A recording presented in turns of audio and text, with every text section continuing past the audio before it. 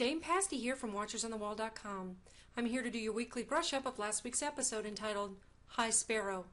Now remember, spoilers will be at the very end, so if you're unsullied, you can watch through the video. Now let's get started. This episode starts with Arya sweeping the floors in the House of Black and White. The set is really cool, and the statues of the different gods are very neat, and it's very much like I envisioned it in my head when I was reading the books. My favorite on the show, however, is that contorted tree-like thing. I don't know if it's driftwood, if it's the drowned god, or if it's a weirwood. I have no idea what it is, but it's very, very cool and spooky looking. So Arya's there, and she sees a man receive the gift of death, or mercy, whatever you want to call it, mercy death. And then she watches while they take the body into a back room. She has to be wondering what happens to the bodies, right? Right? Like, wouldn't you be really curious and like, why am I here? Because that's some spooky shit. So Arya complains to Jaqen/no one, and she's like, sweeping sucks, yo. And he's like, well, you're not ready. You need to learn how to serve first. First we see an unhappy Cersei on her way to her ruin. I mean, her only remaining son's wedding to a happier, younger, and prettier queen. And just to rub salt into the wound, the crowd is yelling Marjorie's name adoringly. So then we see Tommen and Marjorie exchange their vows and get their smooch on. Did you see the look on Tommen's face? He seriously cannot wait to get Marjorie alone. And speaking of, the next scene starts with a lot of heavy breathing.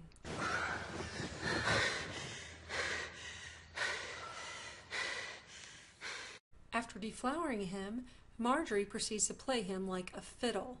She's telling him how much his mother loves him and wants to protect him, and how she'll never leave his side. Suffice it to say, the seed to send Cersei away is firmly planted in Tommen's small cranium. And that's why, in the next scene, he's walking along the walls of the Red Keep with Mummy Dearest, and, of course, he brings it up. Would you like to go to Casterly Rock, Mom? Really? Wouldn't you be happier there? Mummy says she definitely does not want to go to Casterly Rock, which leads Cersei to go confront Marjorie, of course. Then Marjorie proceeds to totally smack down Cersei with a bunch of rapid verbal jabs. This is what it sounded like to me.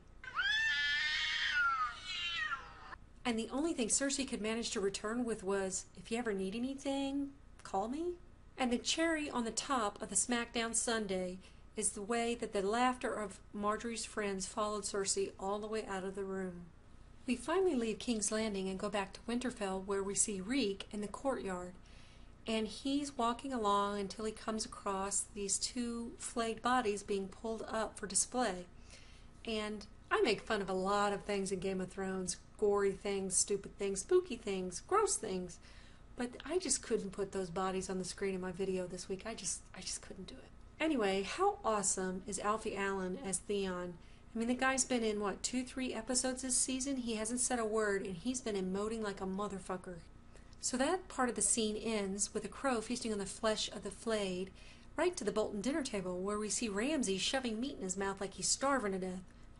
Nice transition, guys. Ramsay can barely stop eating enough to explain how he tortured Lord and Lady Kerwin for not paying their taxes. Then Roose makes him stop eating so he can listen to this little life lesson he has to impart to him. And very briefly we see a glimpse of Ramsay being defiant with Roose, but he decides, no, it's not worth it. I'll go ahead and listen to Daddy. Roose says now that Tywin is dead, they need friends in the north, and the best way to do that is to make friends, not create more embittered enemies. Then he drops the bombshell. Ramsay is going to get married to the perfect girl to solidify their hold over the north. Cue Sansa riding up and recognizing that she's in front of Moat Cailin. And screams of outrage were heard around the earth. Then Littlefinger proceeds to convince Sansa to go ahead and go to Winterfell. He tells her, you're a Stark and you always will be. I thought it was interesting in how important identity is in this episode, because you have the contrast between Arya and Sansa. Arya is trying really hard to give up being a Stark so she can learn how to be an assassin. And the reason she wants to be an assassin is to get revenge, and she wants revenge because she's a Stark. On the other hand, Sansa doesn't want to be a Stark because it's never brought her anything but grief to be used as a tool. So she wants to avoid it if at all possible. And here, Littlefinger is asking her, to once again go into a marriage with a crazy man that she hates, but this time he's asking her to do it willingly. So he tells her, the decision is yours. You can choose to walk into the lion's den, and once you're in there, take your revenge. In the end, Sansa does decide to go to Winterfell, and we can presume that she's going to take Littlefinger's advice. However, I'm not quite sure how she thinks she's going to accomplish it. So who's watching Sansa and Littlefinger? It's Brienne and Pod. They're on a clifftop above them looking down at Moat Cailin and Sansa riding towards Winterfell now, and they decide they're going to follow them, except they're going to have to go around Moat Cailin. In the meantime, they're going to camp for the night, and Brienne, Miss Cranky Pants, finally gets into Pod's history and finds out how he ended up in Tyrion's service. I really enjoyed this scene. Pod is always like this loyal, happy dog. He's like, oh, yeah, you're great, you're awesome, I love you. Yeah, you're great, you're awesome, I love you. And no matter how much you kick him, he's always like, you're great, you're awesome, I love you. And Brienne is finally warming up to the guy. So she finally decides to give him some proper squire training and teach him at least how to fight and how to ride, even if she can't knight him. And then she shares a little bit of her background about how she came to know Renly and become so loyal to him. Now, I love this part even more. Gwendolyn plays her in such a way as to give her so much humanity. And when she's talking about how they were making fun of her at her party and how Renly, kept her from being worse joke than she'd already had been, and how that made her feel loyal to him, you really feel for her, because she's just a girl who wanted to be seen and loved like any other girl would. And when she realizes that she can't, she's never going to be seen the way that a woman is supposed to be seen in Westeros, she decides to be her own person. Renly said, you are who you are, be yourself, and fuck them if they don't like you. Now, the final most important point of this whole scene is probably the fact that she says she's going to kill Stannis. Now, a lot of people online are literally freaking out about that, but I kind of like it. So now we zip off to the wall, and we see, speak of the devil, Stannis, and he's talking to Jon, trying to convince him one more time to become Lord of Winterfell. And Jon again says no. And Jon is still being defiant of Stannis. He says, no, Ollie doesn't have to leave this meeting. And then he says, when are you leaving, King Stannis? Because we can't afford to feed your ass. And Stannis says, fine, I'm leaving for Winterfell soon, and the wildlings won't fight with me, so, fuck it. And at that point, there's something interesting happens with Ollie. Remember what I've been saying about him? While Jon says there's little love for the free folk here, and when he says it, he looks specifically at Ollie. So they're really emphasizing the fact that Ollie really hates the wildlings. Not that I blame him. They ate his parents, after all. So Davos stays behind, and he tries to convince Jon to change his mind, and he uses the Night's Watch oath to make his argument. He says, how can you be the shield that protects the realms of men if you allow the North to be weak? And so long as Roose Bolton controls the North, it is weak, and that's a big problem. And for the first time, we see Jon second-guessing his decision. So whoosh, we go to Braavos, and we see Arya again in the House of Black and White, and this time she is with that silent chick that's been walking around. And the silent chick walks into a room and starts beating or hitting Arya.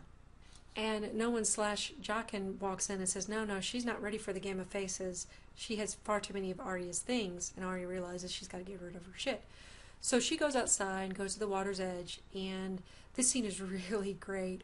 Maisie Williams does an awesome job. The tears in her eyes when she tries to get rid of Needle, it's just like, I was just dying. I was like, no, don't do it. No, don't do it. And she doesn't, thank goodness. She keeps Needle, but she hides it in the rocks off. She gets rid of everything else but Needle. So then she goes back in, and because she's gotten rid of her stuff, they allow her to go into the back rooms where they take the bodies. And once she's back there, she's silently instructed to wash the body of the man we saw in the beginning who was given the gift of mercy or death.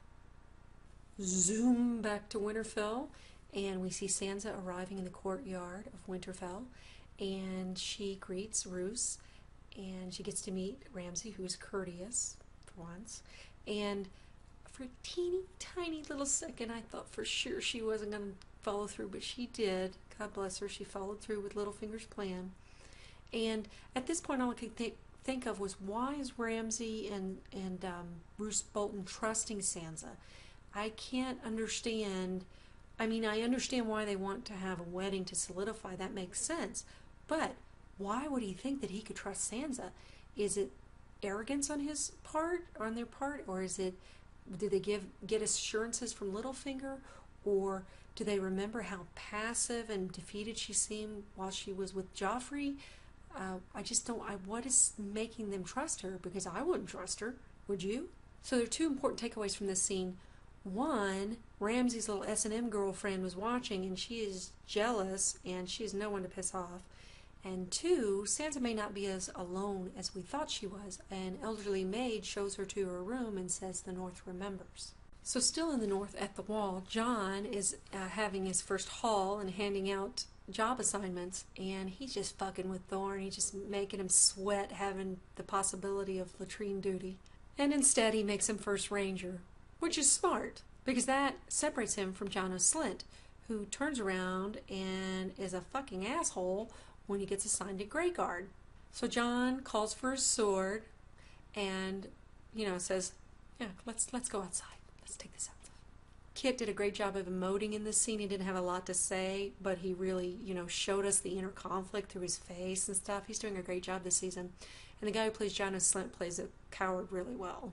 It's interesting to note how much this scene parallels the execution in season 1 that Ned did, and there's other execution scenes that you can also compare it to, and I think the music was even the same. Jon is basically struggling between mercy and establishing his authority as Lord Commander. Ultimately, being Lord Commander wins out. This is the first cold-blooded, rational kill that Jon has made in his life, and after this, he'll never be the same. Vavoom, down to King's Landing, and we end up in a brothel where we see the High Septon having some kinky religious time with some obviously religious prostitutes, and there's a whole lot of snatch involved, apparently. Anyway, Lancel and his fellow Sparrows break in and end the party, forcing the High Septon to walk through King's Landing naked, and in that there was a whole lot of old man butt involved. After that, the High Septon goes to Cersei in the small council and says, you must revenge me, this is an assault against you as much as me, blah, blah, blah, and Cersei doesn't care. And so she goes and seeks out the High Sparrow in a soup kitchen. And while she's talking to him, she's not really listening to what this guy is saying. She thinks she can align herself with this High Sparrow. She has thrown the High Septon into the dungeons, and I think she wants to make this High Sparrow High Septon, and in doing so, gain herself a friend. Now, why would she want to do this? Because she wants him to owe her, obviously, but maybe she thought the old High Septon wasn't enough under her influence and was too much under Tyrell influence. Maybe she thinks if she aligns herself with this guy who does good works for the people, that the people will love her more like they do Marjorie. I honestly don't know. But ultimately, Cersei thinks this will gain her something. And she really wasn't listening when he said, the 7 judges all the same. They see us all as equals. And that means you, Cersei, because she always thinks the rules don't apply to her. But they do, and she's playing with fire here. Dr. Frankenstein makes an appearance next. Cersei goes down into his laboratory and asks him to send a message off to Littlefinger. In the meantime, there's a massive body underneath the sheet over there, and you just knew it was going to twitch, right? You saw that coming, right? You had to see that a mile away, right? So we go back to Winterfell, and Sansa's walking through the courtyard, and Theon is avoiding her like the plague. And up above, Littlefinger and Ramsay are having a conversation, getting to know one another, and apparently Littlefinger doesn't know anything about Ramsay, which I find strange. And Ramsay then makes a promise to never hurt her, and that's really hard to believe. On the other hand, his dad just did give him a lecture about making friends instead of, flaying people all the fucking time. And also, maybe Ramsay is smart enough to control his sadistic urges. He has plenty of other victims he can get his jollies off on. He doesn't really need Sansa for that. So, maybe. I don't know. Then Roose Bolton comes to talk to Littlefinger, and they're talking about the Lannisters' weakness and how their message came from Cersei. Evidently, the Ravens even have jetpacks in Westeros. And they're talking about an alliance between the Lords of the Eyrie and the North. So ultimately we see Littlefinger's bigger plan. I still don't get the details though. So we come to the final long sequence of the show, and it's Varys and Tyrion, and they're in the wheelhouse, but Tyrion is going stir crazy and is more than a little horny. So he gets out and walks across the Bridge of Atlantis with Varys. And you have to give kudos to the special effects crew. That bridge was amazing. The detail was just stunning. On their way to the brothel, there's a red priestess talking in the streets. And it's funny how she's talking about Dany being the savior, and there's no mention of Stannis at all. I think maybe the red god is confused. Maybe the priestesses are confused. Maybe they're all full of shit. So Tyrion and Varys end up in a brothel, and Tyrion can't seem to get it on with the prostitute. I don't know really what's wrong with him. And then we see Jorah in the background. Tyrion goes to take a piss, and Jorah ends up kidnapping him, and at the worst cliffhanger ever, because nobody in their right mind thinks he's taking him to Cersei. Everybody pretty much knows he's taking him to Dany, where Tyrion wants to go anyway. So that's where we end the show.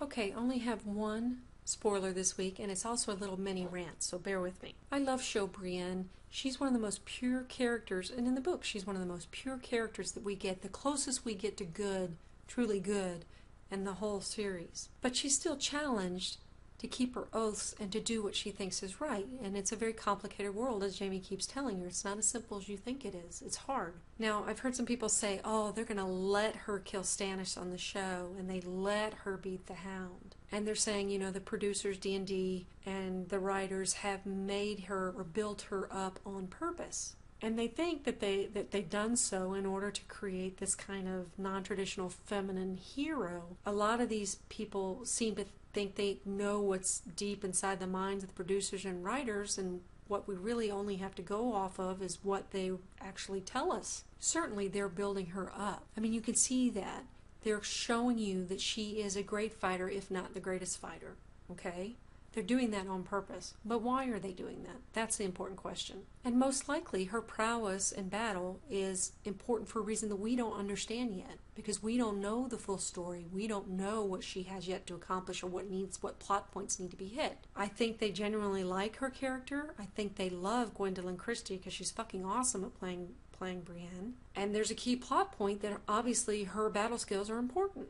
In which case, they can't just show her losing a bunch of duels only to have her at the very end win some major fight.